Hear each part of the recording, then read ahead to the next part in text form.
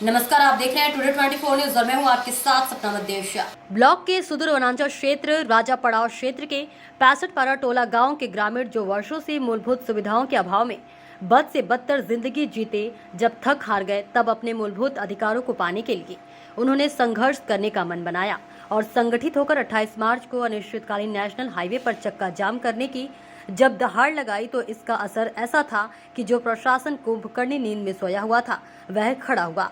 ग्रामीणों के आक्रोश को प्रशासन भाप गया और समस्याओं के निवारण के लिए बैठकों का दौर भी शुरू हो गया।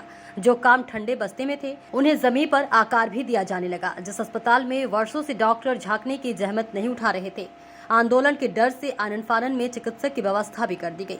ग्रामीण तय कार्यक्रम के अनुसार आज जब नेशनल हाईवे पर चक्का जाम करने सैकड़ों की संख्या में आए तो वहां पहले से मौजूद आला अफसरों ने ग्रामीणों को भरोसा दिलाया कि जिलाधीश नम्रता गांधी ग्रामीणों की मूलभूत समस्याओं के लिए काफी गंभीर है और ग्रामीणों की समस्याओं के निदान की दिशा में उनके द्वारा कार्यवाही प्रारंभ कर दिया गया है। आला अधिकारियों की बात सुनकर आंदोलन पर उतारू ग्रामीण समस्याओं का ज्ञापन सौंपकर इस उम्मीद से अपने गाँव वापस चले गए, जब जिलाधीश महोदया ने हमारी मूलभूत मांगों को गंभीरता से लिया है तो निदान भी अवश्य होगा। ग्रामीणों का भरोसा जिलाधीश महोदया के ऊपर है।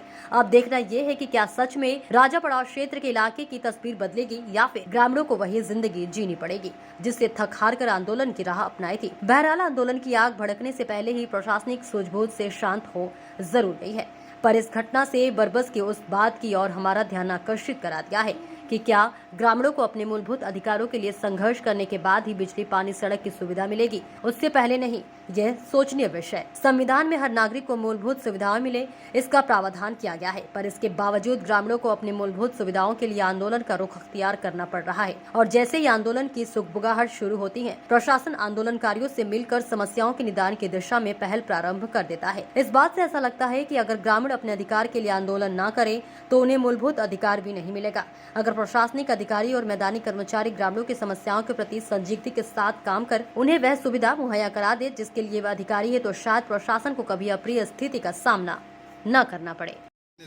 4-5 जो आपके विषय थे उसके बारे में मैं पहले ही बताया कि प्रशासन सारे बिंदुओं पे काम कर रही है, चाहे वो बिजली हो, चाहे पुल पुलिया हो, चाहे आपका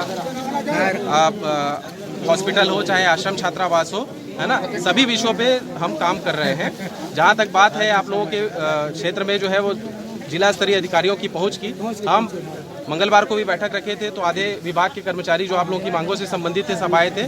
आप लोगों ने जो 5 बिंदु लिख के दिया था उसके अलावा और भी जो छोटी बड़ी समस्याएं होंगी सबको अवगत कराइएगा। जिला स्तरीय जो सर्वोच्च अधिकारीगण है सब आएंगे यहाँ पे, ठीक है। और आप लोग जो है वो अपना तैयारी उस पर भी कर लीजिए कि भाई आप लोगों को और क्या क्या मांगे रखनी है और जो भी प्रशासन को संभव होगा। देखिए शासन प्रशासन दोनों संवेदनशील है, मैं आपको पहले भी बोल चुका हूँ। आपको ये भी बोला हूँ कि धरना किसी चीज़ का उपाय नहीं है और हम जो है कोशिश कर रहे हैं।